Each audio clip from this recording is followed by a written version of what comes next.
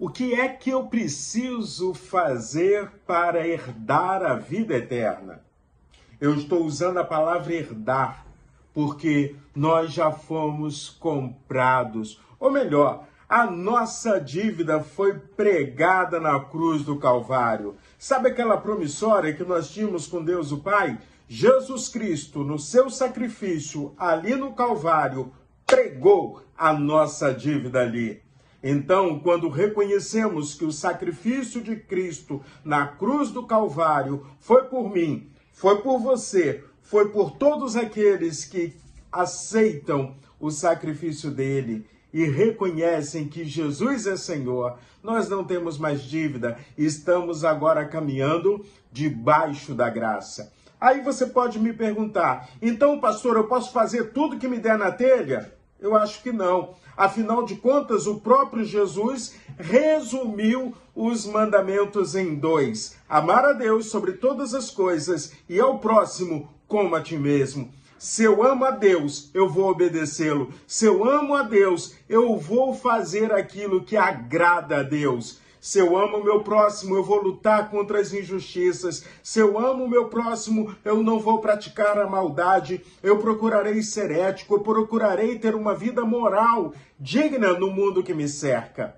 Nós estamos lendo a carta do apóstolo Paulo aos Colossenses. Chegaram algumas pessoas ali que, além da heresia dos judaizantes, agora querem inventar alguma coisa. Nós não precisamos inventar nada. O nosso relacionamento com Deus é estritamente pessoal. O próprio Senhor Jesus nos ensina que Deus se relaciona conosco na nossa singularidade. Você é especial para Deus. O próprio Jesus nos ensina que quando eu vou falar com Deus, eu não preciso de ritos, eu não preciso de coisas grandiosas ou palavras decoradas. Eu preciso dizer tão somente, Pai, Pai Nosso. E aí, então, a partir da minha conversa com Deus, eu entendo o que Deus quer também dizer ao meu coração.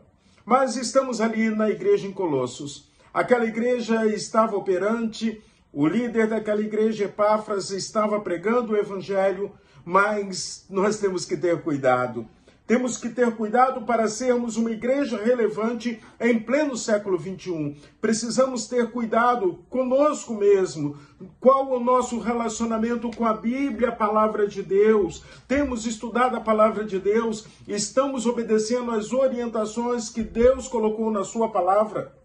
Mas vamos ler o texto de Colossenses capítulo 2. Primeiro eu quero ler os versículos de 6 a 9 que diz assim: Portanto, assim como vocês receberam Cristo Jesus, o Senhor, continuem a viver nele, estando enraizados e edificados nele e confirmados na fé, como foi ensinada a vocês, crescendo em ação de graças. Tenham cuidado para que ninguém venha enredá-los com sua filosofia e vã sutileza, conforme a tradição dos homens, conforme o rudimento do mundo, e não segundo Cristo, porque nele habita corporalmente toda a plenitude da divindade. Então, versículos de 6 a 9 nos alerta de que se eu tenho uma experiência com o Senhor Jesus Cristo, eu preciso estar firmado nela. O texto, o apóstolo Paulo usa com aquela igreja enraizado.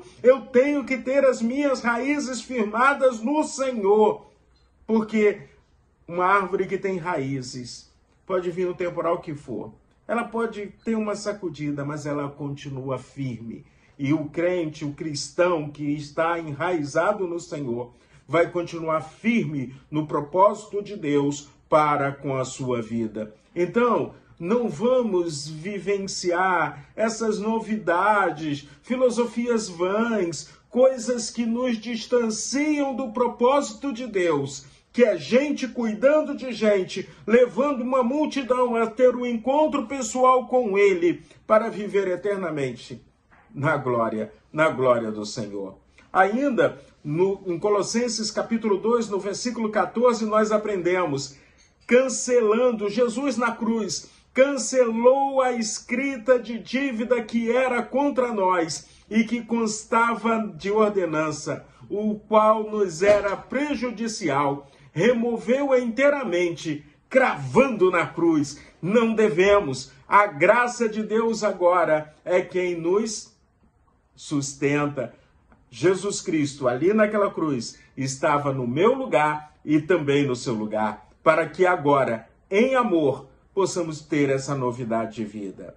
Além de tudo isso, o apóstolo Paulo ainda diz àquelas igrejas, aquela igreja especificamente, a de Colossos, e também a cada um de nós hoje. Versículo de número 18. Não deixem que ninguém se faça de árbitro para desqualificar você com pretextos de humildade, culto a anjos, baseando-se em visões, estando cheios de orgulho, sem motivo algum na sua mente carnal. Não deixa que ninguém te bote para baixo. A sua experiência com Cristo é pessoal. Viva a sua intimidade com o Senhor. Vive intensamente o seu relacionamento com Deus. E nos versos de 20 a 23, diz assim: se vocês morreram com Cristo para o rudimento do mundo, por que se sujeitam a regras como se ainda estivessem no mundo? Não toque nisso, não coma disso, não pegue naquilo. Todas essas coisas se destroem com o uso. São preceitos e doutrinas dos homens. De fato, essas coisas têm aparência de sabedoria, ao promoverem um culto que as pessoas inventaram. Falsa humildade e tratamento austero do corpo, mas elas não têm valor algum na luta contra as inclinações da carne. Então, o meu convite a você: aprenda com Jesus, siga Jesus o Cristo. E o próprio Jesus, ele diz que é importante estarmos reunidos numa congregação, fazermos parte de um corpo. E aí, quando eu faço parte do corpo, a Bíblia chama o corpo de eclésias, da igreja do Senhor. Eu estou firmado na palavra de Deus. E firmado na palavra de Deus, eu aprendo dia a dia, com Jesus histórico, a viver experiências maravilhosas. Jesus falou à multidão, mas Jesus parou e escutou Bartimeu, que estava gritando: Jesus, filho de Davi, tenha misericórdia de mim. Jesus falou à multidão, mas Jesus estava ali no poço em Sicar, aguardando uma mulher por volta do meio-dia que foi buscar a água e nos dá uma lição maravilhosa sobre a água da vida.